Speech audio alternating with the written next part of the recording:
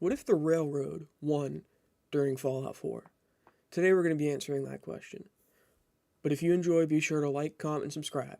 Before we get into the main part of the video, let's go through the state of the Commonwealth Wasteland during the beginning of this situation. The Minutemen are in good standing with the sole survivor and the railroad. Some settlements have been established, such as the Starlight Drive-In, Sanctuary, the Castle, etc. All major quests for each faction are complete, except for factions that have lost the ability to, like the Brotherhood of Steel. And some Radiant quests are completed as well. The Institute is destroyed. The Brotherhood of Steel is no longer a presence in the region. The leaders of the Brotherhood of Steel, such as Maxon, Proctor Tegan, Captain Kells, Proctor Quinlan, etc., have been killed. The Minutemen are still re-establishing themselves in the Commonwealth. Now, let's begin. After the destruction of the Institute and Diamond City's learning that the mayor is a synth and his subsequent loss, be it death or escaping the city, the council absolutely must step up. Into this chaotic situation, the railroad seizes the opportunity to station guards to protect the Diamond City marketplace and Diamond City as a whole, as well as the synth's presence in the city, such as Nick Valentine. The railroad also makes sure to move to make sure that the next mayor is welcoming to synths. With synths no longer under the threat of the Institute, the railroad shifts its goals from rescuing synths to protecting the rights of synths and non-feral ghouls, and making sure the Commonwealth is a safer place. Desdemona, knowing that they are not a full government body, works together with the sole survivor, Nick, Piper, other members of the community, and Diamond City Council to reestablish the Commonwealth Provincial Government, the CPG. The Minutemen, acting as the primary military and police force, they then focus on clearing out super mutants, raider outposts, and other threats to the region. In the coming months, the remaining workshops in the region are brought back online, and with them, new settlements begin to develop. And with the roads more clear than they ever have before, trading becomes easier and safer, making the Commonwealth's economy begin to stabilize and then begin to grow. With the Minutemen focusing on clearing the Commonwealth, the railroad shift their focus more on a supporting role. They've sent some troops to help clear areas, but they primarily focus on gathering information and reconning areas where they need to secure, as well as finding new potential places to set up settlements. With the war on the Institute over, and the railroad's help, the view of the average citizen of synths begins to slowly improve, and the scientists that escaped the Institute will begin to help the synths look for ways to reproduce and help them moving forward. And with the view on synths improving for the average citizen, this has a chilling effect on other groups of people, such as the non-feral ghouls, as well as the friendly super mutants. With the constant fighting with raiders and super mutants, the Minutemen and railroad forces begin getting better and better, and more veteraned. They begin forming dedicated military units, with the sole survivor suggesting that they begin trying to manufacture their own combat armor and weapons. After some time, the CPG agrees, and the first manufacturing settlement is constructed at Hangman's Alley. Desdemona and the CPG Council are concerned that the Brotherhood of Steel will return. However, they have a bigger problem in the form of the Gunners. The Minutemen begin in the ashes where it all started.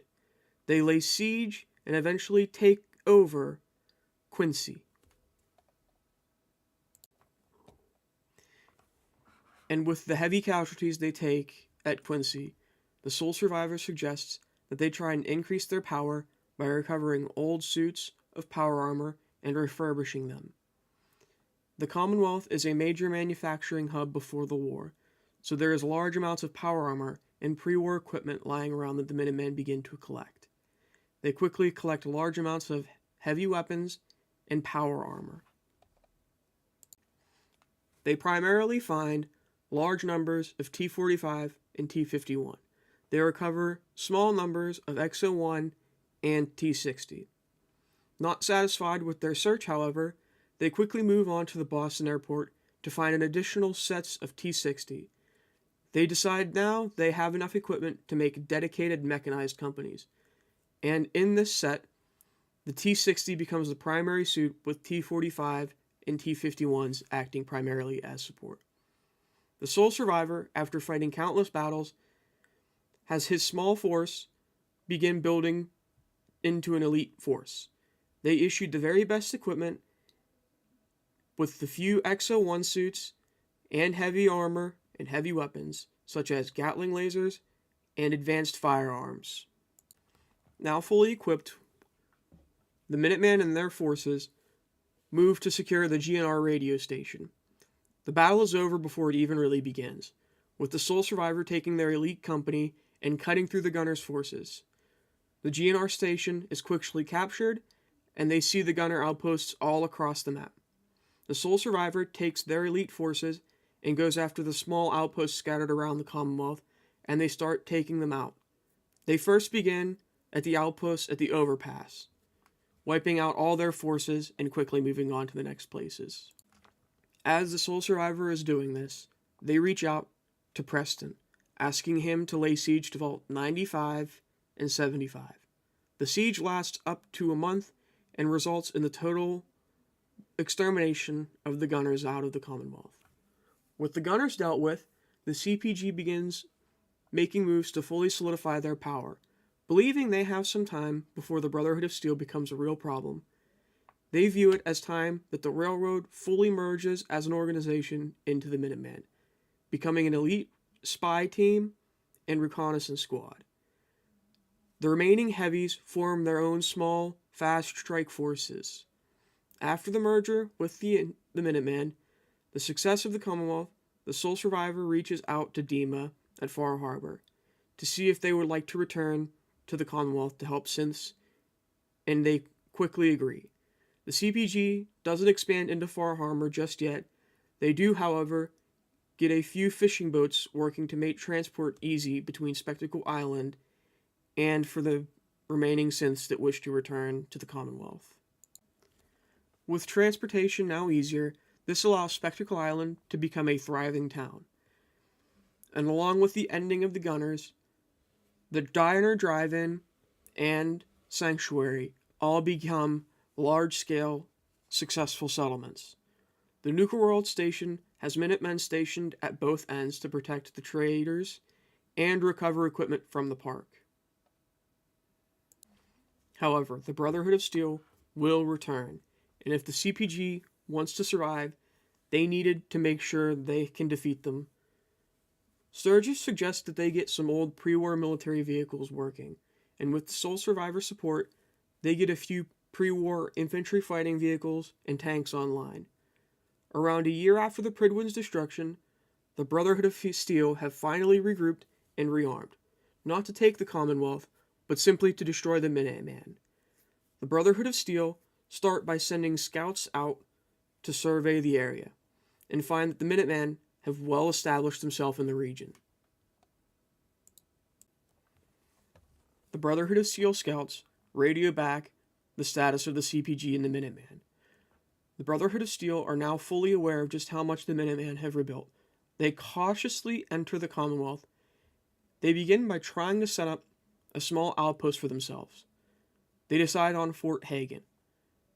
They begin setting up and establishing a small outpost at Fort Hagen. However, there is a small Minuteman outpost repairing old vehicles in the area. The Minutemen, being unprepared for the Brotherhood of Steel forces, are entirely wiped out. The outpost is lost, and this also results in the death of Sturgis. The CPG and the Minutemen, wary of the battles between the Brotherhood of Steel and them, demand that they leave the region. The Brotherhood of Steel refuses, and so war begins. The Minutemen start by building a small staging area at Oberland Station, and the weapons manufacturing hub, Hangman's Alley. They fortify the river to protect the towns in the main Boston area. The Brotherhood of Steel, now established in the region, launch an attack across the river. They load up their forces into the vertibirds and set out, but they do not know that the Minutemen have set up specially developed and modified machine guns to shoot down Brotherhood of Steel vertibirds. The battle is a slaughter for the Brotherhood. Their air force is almost entirely lost, and with all troops lost as well. It is a disaster without the leaders of the experienced veteran troops that Maxon and his team led. The Brotherhood of Steel losses were extremely high. After the battle of the train station, as it would later become known, the Minutemen seek to push the Brotherhood of Steel completely out of the region. The Minutemen send their most veteran troops to the fort and begin to lay siege to the Brotherhood of Steel. The Brotherhood sets up their headquarters in the headquarters building of the old Fort Hagen base. They barricade the elevators and doorways. The Minutemen fought through the outer sections and surrounded the building until they reached the defenses. They then began pulling off the panels on the elevator shafts. They were too small for people to get through, but just small enough for small explosives. The Minutemen began developing small dirty bombs. They developed 2 and dropped them down the elevator shaft, and within a week, the Brotherhood of Steel, sickly and frail, surrendered. The Brotherhood of Steel agreed to never step foot on Minuteman territory ever again and began heading back to the capital wasteland, leaving the CPG and the Commonwealth to prosper and thrive in the coming years. Within years of the battle, the Brotherhood of Steel forces that had returned to the capital were totally collapsed, falling apart. The entire West Coast Brotherhood fell apart and ceased to exist within the year. If you enjoyed, please be sure to like, comment, and subscribe for more.